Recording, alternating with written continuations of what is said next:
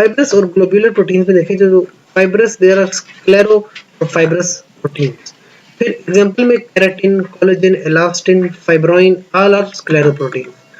फिर आपके पास नेक्स्ट आ जाती है role of such proteins include protection and support forming connective tissue, tendons, bone, muscle ये वगैरह।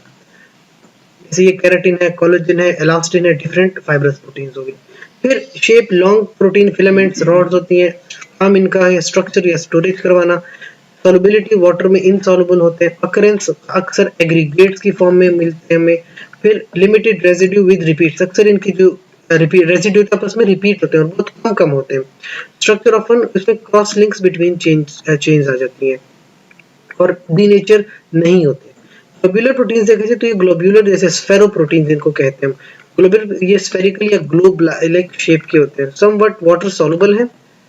फिर कोलॉइड्स बनाते हैं वाटर में। उसके बाद देखा जाए तो term globin can refer to more specifically to proteins include globin fold, इनमें ग्लोबिन फोल्ड्स आती हैं।